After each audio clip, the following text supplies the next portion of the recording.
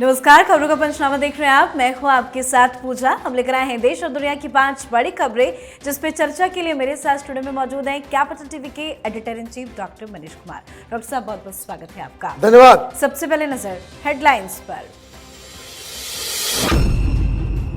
दिल्ली में आज चुनाव प्रचार का सुपर संडे। बीजेपी की 70, आम आदमी पार्टी की 12 जनसभाएं और रोड शो, तो कांग्रेस ने भी दिखाया दम। पीएम मोदी ने भी रैली कर केजरीवाल को घेरा, कहा झाड़ू के तिनके बिखर रहे। चुनाव से पहले अरविंद केजरीवाल ने मुख्य चुनाव आयुक्त को लिखी चिट्ठी में की 4 बड़ी मांगे। नई दिल्ली सीट पर इंडिपेंडेंट ऑब्जर्वर नियुक्त करने की भी उठाई मांग। राष्ट्रपति पर टिप्पणी मामले में बड़ी गांधी परिवार की मुसीबत। सोनिया, राहुल और प्रियंका वाड्रा के खिलाफ मुजफ्फरनगर कोर्ट में शिकायत दर्ज। 10 फरवरी को होगी सुनवाई। लोकसभा में कल पेश होगी वक्फ बिल पर जेपीसी की रिपोर्ट। तैयारियां पूरी। विपक्षी सांसद का आरोप, बिना बताए हटा दी गई आपत्तियां। सदन में कल मचेगा भयंकर हंगामा। अंडर 19 में भारत की बेटियों का जबरदस्त कमाल। साउथ अफ्रीका को धूल चटाकर खिताब पर किया कब्जा। एक तरफा अंदाज में जीता फाइनल मैच। खबरों की शुरुआत में सबसे पहले बात दिल्ली विधानसभा चुनाव की। दिल्ली में अब सिर्फ 2 दिन ही बचे हैं। ऐसे में बीजेपी, आम आदमी पार्टी और कांग्रेस तीनों ही पार्टियों ने अपनी पूरी ताकत लगा दी है। आज प्रधानमंत्री नरेंद्र मोदी ने दक्षिणी दिल्ली के आरके पुरम में अपनी तीसरी जनसभा को संबोधित करते नजर आए। बीजेपी के केंद्रीय मंत्री और सांसद मिलकर आज करीब 70 जनसभाएं की हैं। वहीं आम आदमी पार्टी की तरफ से संजय सिंह 7 और भगवत मान ने 3 रोड शो किया और कांग्रेस पार्टी भी पूरा दम लगाती नजर आई। पर पीएम मोदी ने जो आज अपनी चुनावी रैली में दम दिखाया है, वो कांग्रेस और आम आदमी पार्टी के लिए बहुत बड़ा झटका था। पीएम ने आरके पुरम में करीब 1 घंटे जनता को संबोधित किया। इस दौरान मोदी ने आपदा और कांग्रेस पार्टी की जमकर आलोचना की। पीएम ने कहा कि दिल्ली में वोटिंग से पहले ही झाड़ू के तिनके बिखर रहे हैं। आपदा के लीडर्स उसे छोड़कर जा रहे हैं। बजट का जिक्र करते हुए पीएम ने कांग्रेस को जमकर घेरा। पीएम ने यह भी बताया कि दिल्ली के लाखों लोगों को बजट से क्या क्या फायदा होगा। साथ ही वादा किया है कि दिल्ली में एक भी झुग्गी नहीं टूटेगी। देखा जाए तो आज ये पीएम मोदी की आखिरी रैली थी। पीएम मोदी की रैली का कितना इंपैक्ट देखने को मिलेगा इस चुनाव में? देखिए, इसमें कोई डाउट नहीं कि प्रधानमंत्री मोदी के जैसा कैंपेनर आजाद भारत में कोई हुआ ही नहीं। और जिस हिसाब से इस बार भारतीय जनता पार्टी की तैयारियां नजर आ रही है, आप देखिए रिसोर्सफुलनेस, 70 रोड शोज और जनसभाएं भारतीय जनता पार्टी की तरफ से, और इधर 12 संख्या जाते जाते हालत खराब। केजरीवाल पिछले 3-4 दिनों में कोई बड़ा इंपैक्ट नहीं छोड़ पाए, कोई नैरेटिव नहीं गढ़ पाए। पिछले 1 सप्ताह से लगातार भारतीय जनता पार्टी अपने कैंपेन से पूरी दिल्ली का माहौल बदल दिया है।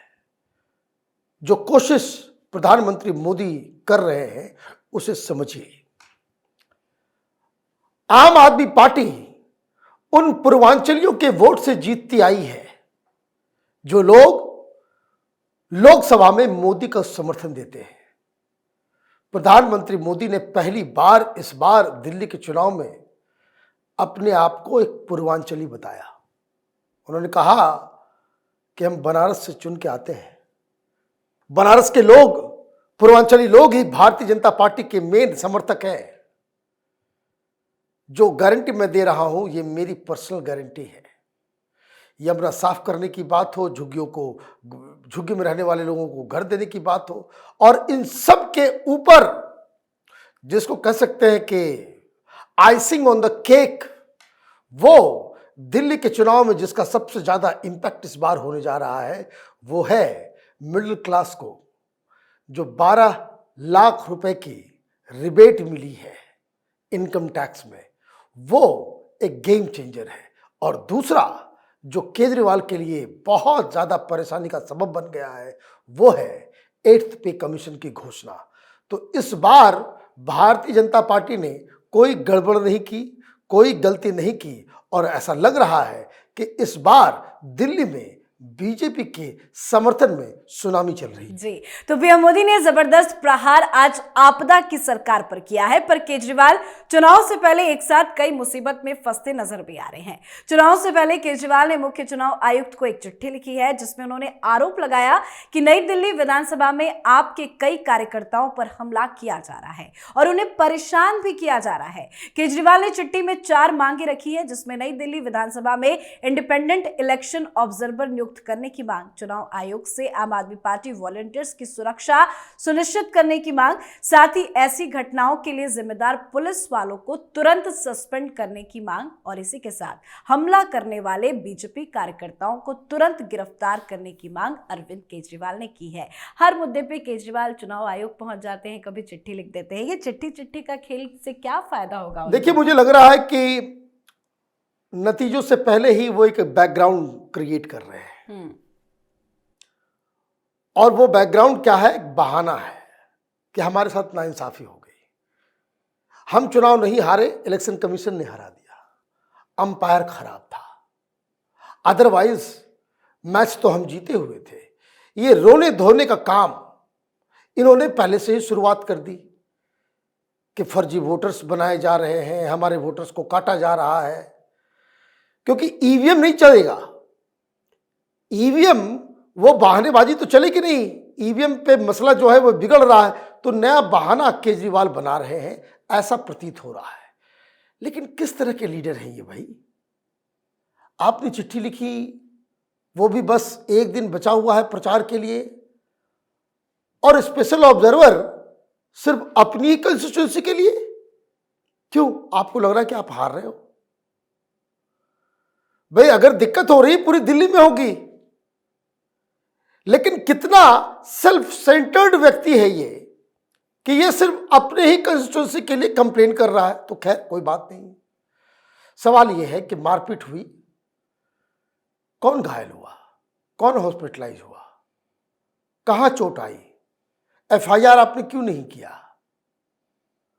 कारण इसका क्या है कि ये बात का बतंगड़ बना रहे हैं, राई का पहाड़ बना रहे हैं। जो घटना के बारे में बताया जा रहा है उसमें तो संजय सिंह ज्यादा एग्रेसिव नजर आ रहे हैं। लोग आपसे नाराज हैं और इस नाराजगी को आप समेट नहीं पाए। दर्जनों ऐसे वीडियोस हैं जहां केजरीवाल जा रहे हैं, अपनी कंस्टिट्यूंसी में लोग सामने आकर के सवाल जवाब कर रहे हैं, इनके पास जवाब नहीं है। लोग पूछ रहे हैं कि भाई आपने तो 10 साल पहले कहा था नर्स लोगों की नौकरी रेगुलराइज कर देंगे, सैलरी नहीं मिली 3 महीने से। बस सैलरी नहीं दोगे आप, रेगुलराइज करोगे नहीं आप जो है दिल्ली के अंदर में जो एजुकेशन मॉडल की बात हो रही है, 1027 स्कूल हैं और 854 स्कूल में प्रिंसिपल ही नहीं है। ये किस तरह का गवर्नेंस आप चला रहे थे? तो आप चुनाव हार रहे हो, उससे पहले इलेक्शन कमीशन के ऊपर अनर्गल आरोप लगाया जा रहा है। जी, तो चुनाव से पहले केजरीवाल बुरे फंसे हैं, तो वहीं गांधी परिवार भी बड़ी मुश्किलों में फंसता नजर आ रहा है। दरअसल सोनिया गांधी ने राष्ट्रपति के लिए अपमानजनक शब्दों का इस्तेमाल करते हुए उन्हें पुअर लेडी यानी कि बेचारी महिला कहकर तंज कसा था। पर इस पूरे मामले में अब कांग्रेस पार्टी बड़ी मुसीबत में फंस गई है। मुसीबत यह है कि सोनिया गांधी, राहुल गांधी और प्रियंका वाड्रा के खिलाफ शिकायत दर्ज की गई है। बिहार के मुजफ्फरपुर में मुकदमा दर्ज किया गया है। सुधीर ओझा नाम के एक वकील ने सीजेएम कोर्ट में यह शिकायत दी है। कोर्ट ने इसे स्वीकार भी कर लिया है और मामले की सुनवाई 10 फरवरी को तय की गई है। याचिकाकर्ता ने राहुल गांधी और प्रियंका गांधी वाड्रा को सह आरोपी बताया है और उनके खिलाफ भी कानूनी कार्रवाई की मांग की गई है। क्या लगता है इस पूरे मामले में गांधी परिवार मुसीबत में फंसेगा? मुसीबत में ऑलरेडी फंस गए हैं। आपने कुछ वक्तव्य दिया, वक्तव्य किस तरीके से कि देश की पहली आदिवासी महिला राष्ट्रपति के ऊपर आप इतनी हीन दृष्टि के साथ आप उनको देख रहे हैं, पुअर लेडी आप कह रहे हैं। सबसे बड़ी चीज, जिनको कहा गया उन्होंने आपत्ति दर्ज कर दी है। इस पूरे केस का आधार यही है कि चूंकि ये रिबटल कि इस तरह का वक्तव्य, इस तरह का बयान नहीं आना चाहिए, ये राष्ट्रपति भवन से जारी लेटर भी किया गया, प्रधानमंत्री भी ने भी मामला उठाया है। तो अब 10 तारीख को एक नया चैप्टर खुलेगा।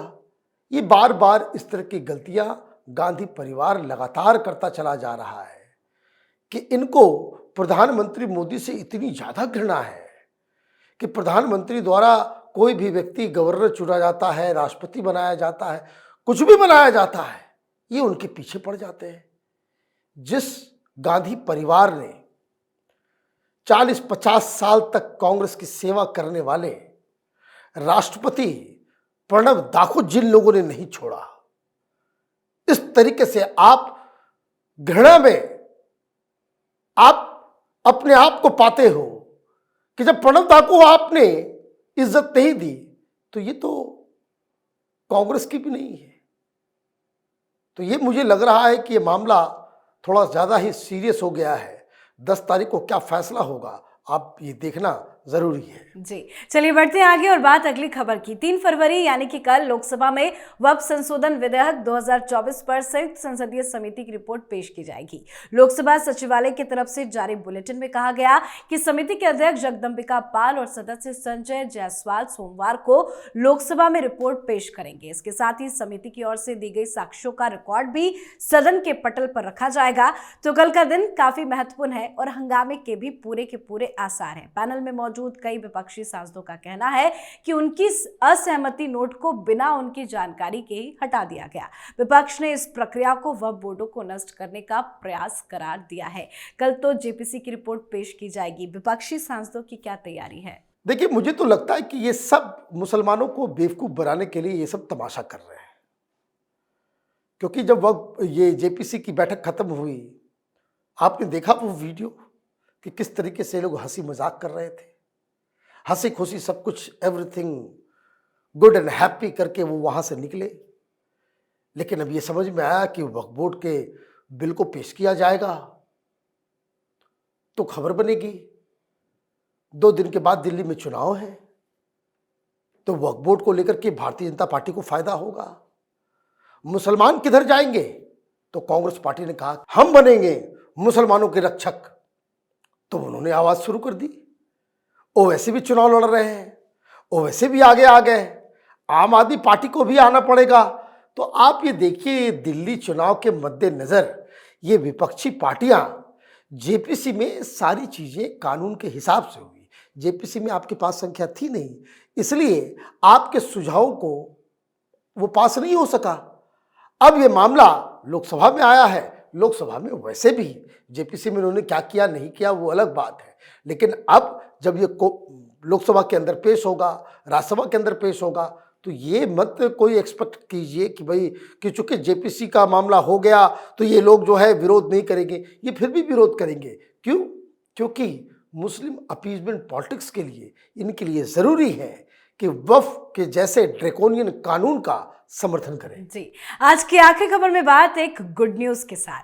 टीम इंडिया ने लगातार दूसरी बार ICC under 19 women's T20 world cup पर कब्जा कर लिया है। इंडिया और साउथ अफ्रीका के बीच में अंडर 19 T20 विश्व कप 2025 का फाइनल खेला गया। इस मैच को एक तरफा अंदाज में टीम इंडिया ने जीत लिया है।